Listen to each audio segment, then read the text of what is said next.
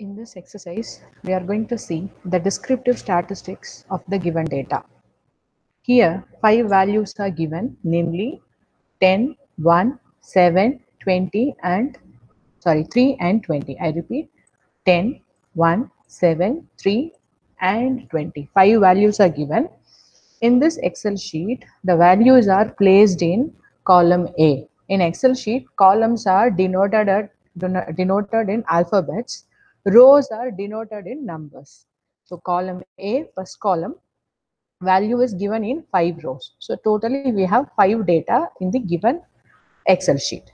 So what we are going to see as far as the descriptive statistics is concerned is we are going to calculate the total of the given data, the mean value, that is arithmetic mean. As per the statistical terms, it is arithmetic mean. We are going to calculate mean of the given data. Then count means how many values are given, how many number of values are given in the given data. So that is the third thing we are going to calculate. And then we are going to calculate the fourth one, count if. Count if means it includes not count if, sorry, it is count A. Count A means if the value is given along with the numerical data and text data. Suppose here in the given data set, it is only numerical data.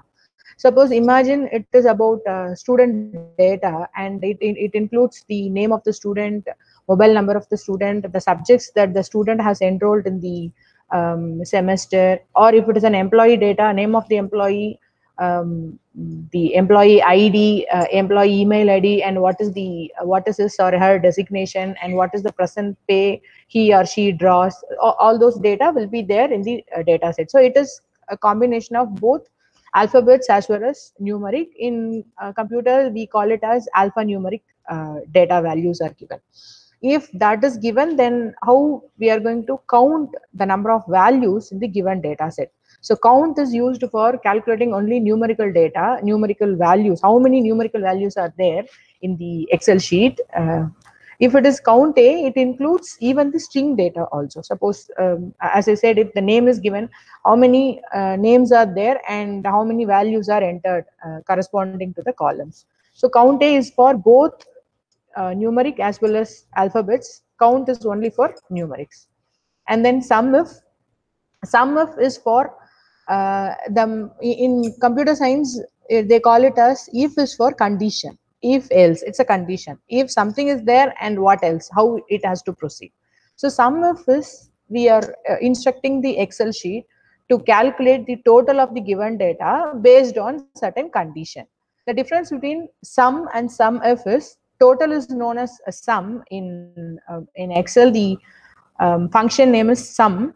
Sum and sum of the main difference is sum will calculate everything. Sum of is we are giving a condition, and based on the condition, the total will be added. For example, I'm asking the Excel sheet to calculate all the given data. Then sum is enough. Sum if means I'm giving a condition. Calculate the data only above 5. Calculate the data only above 7. Or calculate the data that is lesser than value 1. That is lesser than value 8 or lesser than value 6. Or calculate the value exactly equal to 5. So based on this condition, the Excel performs the total. So sum if is for with the condition, sum is only for calculating the whole data. Then finally, we are going to calculate the standard deviation of the given data. So first we perform the total of the given data. As I told you, a total is for total is the activity that we are going to do, but for Excel it is called sum. So for this we can we have to press equal to, then it is an operator, we have to press equal to, because we are going to perform formulas. We are going to calculate all the questions based on the formulas. So to activate the formula in the Excel sheet, we have to press equal to. Then we have to press the keyword of the given question. So here the keyword, the function name is SUM.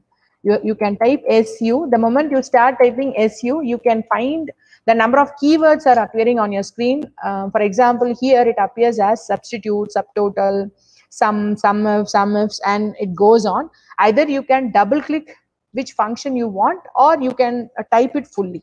I'll do both the things. So now I'm going to double click it, SUM.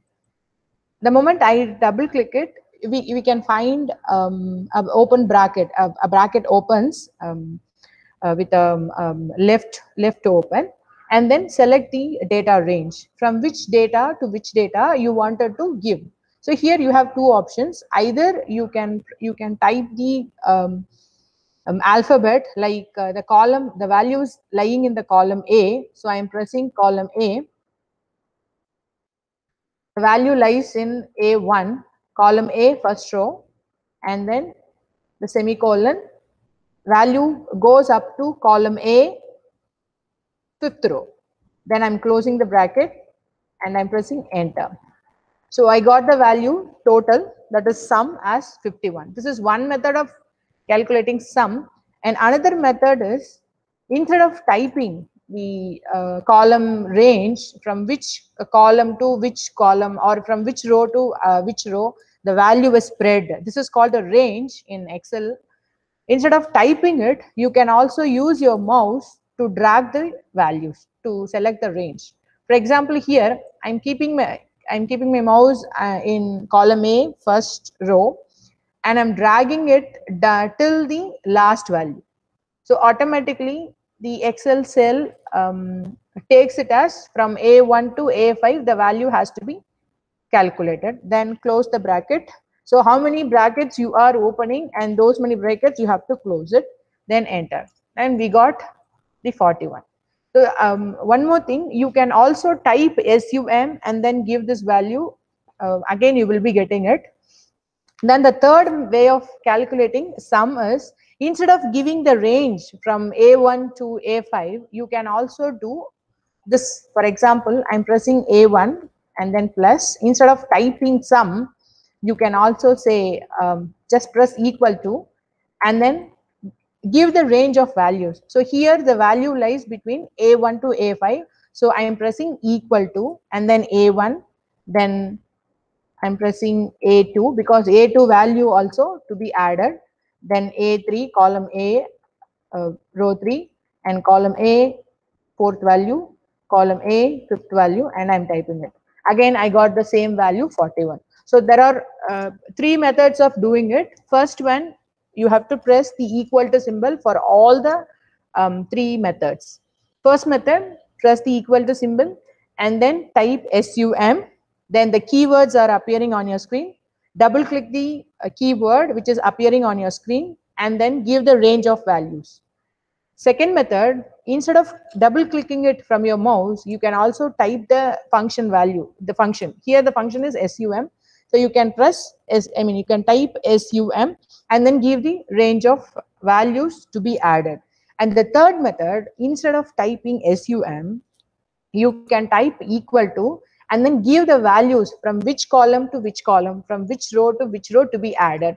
For example, in this given data, since it is only 5 data, we can easily type from A1 plus A2 plus A3 plus A4 plus A5, and then I entered, we got the values. Imagine there are thousands of data, and it is not possible to type all the 1,000 data. I'm just giving for an example 1,000 data, even you can get more than that also.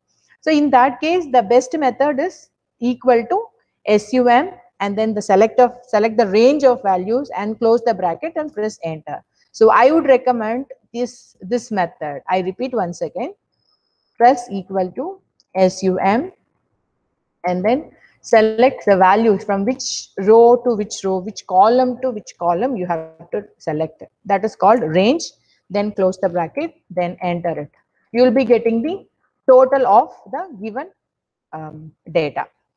Now we are moving on to the second thing, that is mean. As I told you, it is arithmetic mean as far as the statistical term is concerned. But for Excel, there is no concept called mean, but Excel interpret it as average. So here the keyword for calculating the mean of the given data is average. So you have to type equals and then type AVE. So the moment you start typing AVE, you can find the number of key functions available with the Excel software. So here it is average. So I'm double clicking it, average. then you can find the syntax goes on. So this is called the syntax, average, and then number 1 comma, number 2 comma, and the list goes on. This is called syntax as far as the Excel software is concerned. Syntax is nothing but the method in which you are going to feed the data, how you are going to input, how you are going to give your input.